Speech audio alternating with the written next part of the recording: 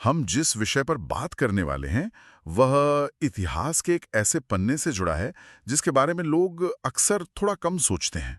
हाँ, और आज हमारे पास जो जानकारी है उसके स्रोत डॉक्टर आशुतोष के नोट्स, प्राचीन दस्तावेज और भौगोलिक नक्शे हैं जो इस विषय को और भी रोचक बनाते हैं। बिल्कुल।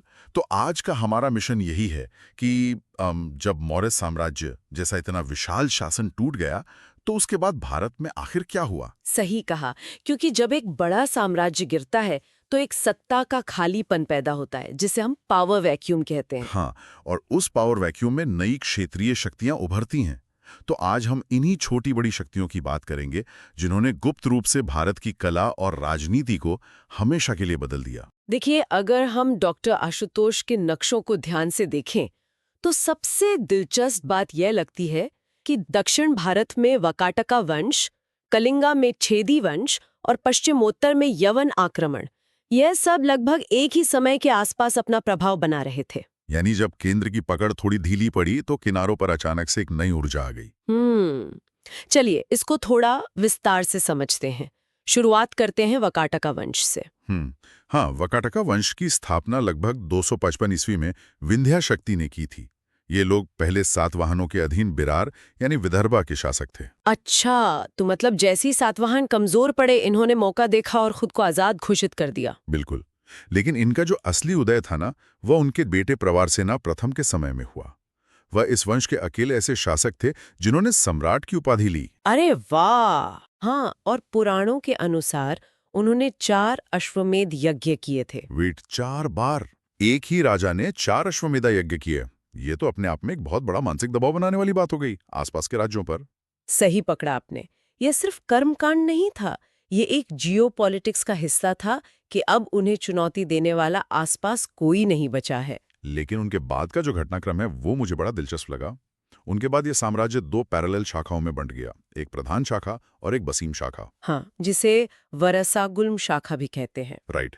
तो ये मुझे बिल्कुल किसी आधुनिक कॉर्पोरेट स्प्लिट या फैमिली बिजनेस के बंटवारे जैसा लगा, जहां 2 भाईबंद आपस में बिना लड़े अपने अपने मार्केट में काम करते हैं। ये कंपैरिजन बहुत बढ़िया है और इस बंटवारे ने उन्हें कमजोर नहीं किया बल्कि उनकी प्रशासनिक क्षमता को और मजबूत ही किया। लेकिन एक चीज जो मुझे सबसे ज्यादा हैरान करती है वह है गुप्ता वंश के साथ उनका गठबंधन। चंद्रगुप्त द्वितीय का अपनी बेटी प्रभावती गुप्ता की शादी वाकाटका नरेश रुद्रसेना द्वितीय से करना। हाँ, वही। मतलब गुप्ता साम्राज्य तो पहले से ही इतना विशाल था, तो अचानक उन्हें एक बफर स्टेट के छोटे राजा से रिश्ता बनाने की क्या जरूरत पड़ गई। देखिए, यह पूरी तरह से भौगोलिक राजनीति या जियोपॉलिटिक्स थी। चंद्रगुप्त द्वितीय के राज्य को पश्चिमी सीमा पर शकों से बहुत बड़ा खतरा था। अच्छा। डॉक्टर आशुतोष के स्रोत बताते हैं कि वाकाटका राज्य ठीक गुप्ता और शाका राज्यों के बीच में था। अच्छा। तो शकों पर हमला करने के लिए गुप्त सेना को बिना किसी रुकावट के निकलने का रास्ता चाहिए था। ओह, तो यह शादी एक तरह से सेफ पैसेज हासिल करने की डिप्लोमेसी थी। बिल्कुल, लेकिन किस्सा यहाँ खत्म नहीं होता।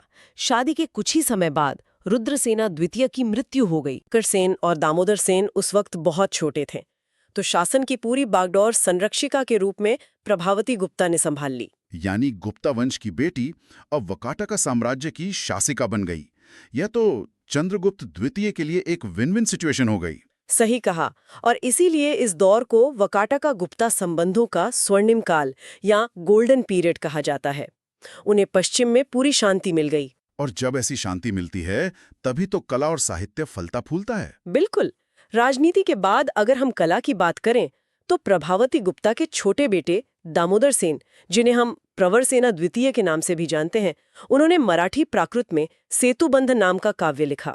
और स्रोतों में यह भी जिक्र है कि बासिम शाखा के सर्वसेन ने हरिविजया लिखा था। दोनों ने प्राकृत भाषा चुनी।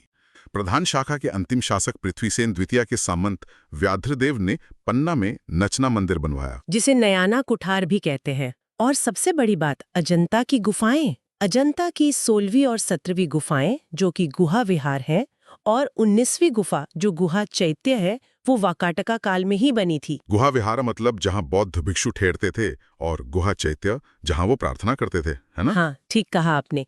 एक तरफ हिंदू मंदिर बन रहे हैं और दूसरी तरफ बौद्ध गुफाएं। यह उस दौर की धार्मिक सहिष्णुता को दर्शाता है। पर यहाँ सबसे ज्यादा हैरान करने वाली बात पर आते हैं।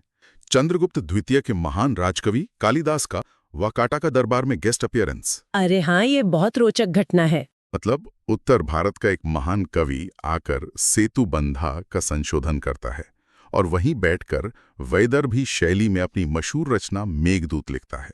यह सांस्कृतिक आदान प्रदान का एक बेहतरीन उदाहरण है। अगर हम इसको बड़े परिदृश्य से जोड़ें तो यह समझ आता है कि अजंता की खूबसूरती और मेघदूत की रचना दरअसल उसी शांति का नतीजा थी जो इन राजनीतिक गठबंधनों ने दी थी। सही बात है। अब थोड़ा रुक करते हैं मौर्य साम्राज्य के बाद आने वाले खालीपन की तरफ, खासकर पूर्व और पश्चिमोत्तर भारत में। हाँ, जब अशोका की मृत्यु हुई और मौर्य साम्राज्य कमजोर पड़ा तो कलिंग यानी आज के ओडिशा में लगभग पहली शताब्दी ईसा पूर्व में चेदी वंश का उदय हुआ। इसकी जानकारी हमें हाथी गुम्फा अभिलेख से मिलती है ना, जो भुवनेश्वर में है। बिल्कुल, और इस वंश का सबसे मजबूत राजा खारवेला था। हाथी गुम्फा अभिलेख बताता है कि खारावेला जैन धर्म का अनुयायी था और उसने उदयगिरी की पहाड़ियों में जैन मुनियों के लिए गुफाएं भी बनवाई थी। मैं इस पूरी स्थिति को एक एनालॉजी से समझने की कोशिश कर रहा था।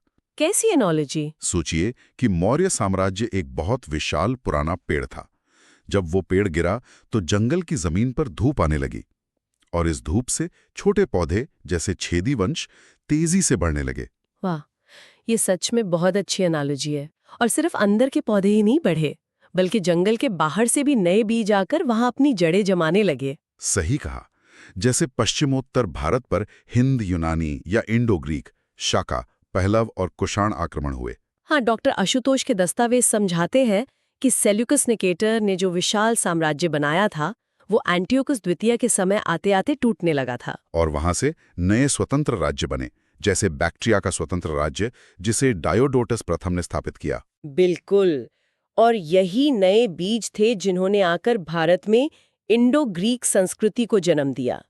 यह सत्ता का खालीपन या पावर वैक्यूम ही था जिसने भारत को एक केंद्रित शासन से निकालकर बहुसंस्कृतिक केंद्र बना दिया।